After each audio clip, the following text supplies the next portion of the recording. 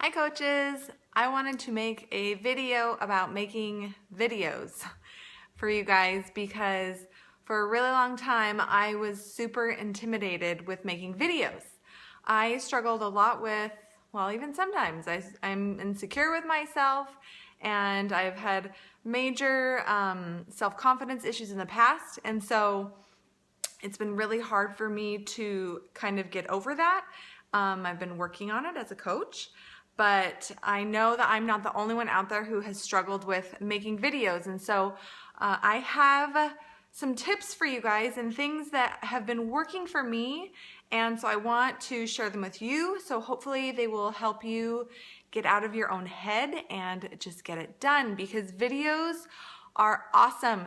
They can be so beneficial to your business as a coach, whether they're training videos or videos about why you started coaching, or things like this, like that you want to do just to help other coaches out. They can be super beneficial because when you make a video for somebody, they get to see you. They get to hear your voice. They get to see your face. They get to see and hear emotion that you have, and they can make that connection with you, which is what our job is as coaches, is connecting with people. And so when somebody can do that through a video, when they can see your personality and make that that mental connection or that personal connection with you, then it helps them. Okay, so. First of all, when you are making a video, you want to be showing your best self, okay? You want to be you during your video. You don't want to try to be like somebody else. You just want to be you. But you want to be your best because you want people to see that who you are as a person. You don't want to have dirty dishes in the background. Okay, you guys can see over here, like there's no dishes over there. You can't see this part of the counter though. We've got homework stacked up and lunch. So be sure that you have an uncluttered or a clean background when you do your videos, because you don't want anything to be distracting to your viewer. You also want to have good lighting. If you can do your video during the day with natural light, then I would suggest that, just because it looks the best. But if you are doing your video at night, like after the kids go to bed, then you need to be sure to have all of the lights on in the room, so that way you get as much light as possible and as little shadow as possible, okay? Because it just looks better. You also want it to be quiet, so that way you aren't being distracted and the person that you are talking to isn't distracted from what you're saying. So I like to do my videos while the kids are at school or during nap time, just so that way I can be sure to get across everything that I want to say, so I'm not distracted. One thing that has really helped me is to write down a few notes before I do my video. So I do this all the time for every video I make. I'd grab a piece of junk mail and I write down just a few bullet points of things that I want to talk about. And then I have it set up right in front of where I'm doing my video. And that way I can be sure to go through and hit everything that I want to say. Because I have a really bad memory, and especially when I'm being put on the spot, like I'm recording myself, I will totally forget the things that I'm trying to get across. So notes really help me to keep my thoughts organized. Don't type up a script, because nobody wants to listen to you read a video, okay? So notes are totally fine if you guys need to do that. If you can fly by the seat of your pants and just, talk to your camera, then that's great. I can't do that. But there are people out there that can totally do that, and that's fine too.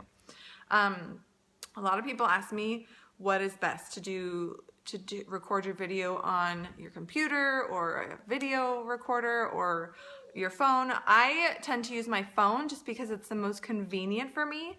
And I actually have it, I don't have a tripod or anything, but I have it up on a selfie stick. And right now my phone is on my selfie stick, which I really love, by the way. And it's sitting wedged in between my couch cushions in my living room. So like, it's totally ghetto, okay? But nobody knows that.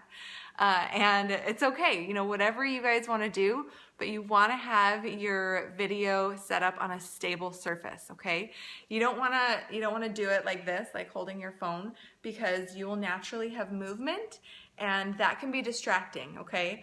And when you're concentrating on holding your phone out here, then it can distract you from the things that you're trying to say as well.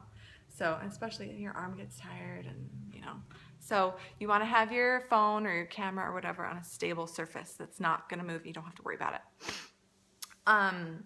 Now, when you are making your video, I always feel like it's a really good idea to share why you're doing your video, or what the purpose is, or what you're going to be talking about right at the very beginning. So that way the listener has, they know right up front like what you're going to be talking about, okay? They don't have to sit and wait for 2 or 3 or 4 minutes before they understand like what you're actually going to be talking about, or they don't have to figure it out on their own, okay? So give like, you know, the highlight or the introduction, I guess you could say, right at the very beginning, okay?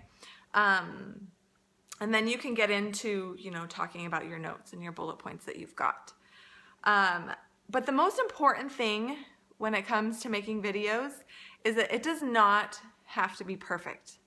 Okay? I know that we watch like all these superstar diamond coaches make these really awesome videos and they're perfect, and you know, they never mess up. Like, we don't have to worry about that. We don't have to be like that, because that's not us. You just have to be you. Okay? Nobody wants to listen to a fake perfect version of you. Okay? They just want to, they want to listen to you, and they can relate to you. So don't stress about making it perfect, okay? When I first started doing videos, like, I would sit and record it for like an hour and a half. Like, I would spend recording a 5-minute video, and I would do it like 10 times because I thought that I had to be perfect. But that was not helping me. It was actually just frustrating me because I couldn't do it. It was impossible. And so I just would do my best. I started doing these things, you know, taking notes and making sure maybe I would practice it a couple times, going over, you know, what I wanted to say before I hit record.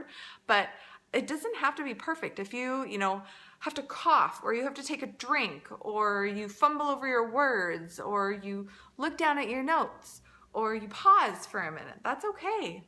Like, it doesn't have to be perfect, because we aren't perfect, and that's fine. You just have to worry about being you, and you want people to see that, so that way they can relate to you and make that connection and hear what you have to say. Okay? So I hope that these tips have helped you guys. Really, don't stress about it. Just get out of your head and just do it, because the more that you do it, the more you practice. You know, you probably won't even need these tips. You'll probably just start knowing how to do it, you know, all on your own, and you'll surprise yourself at how quickly you will get used to talking into a camera, okay? So you just have to jump in and just do it, and don't be afraid, and I hope that some of these tips help you guys out.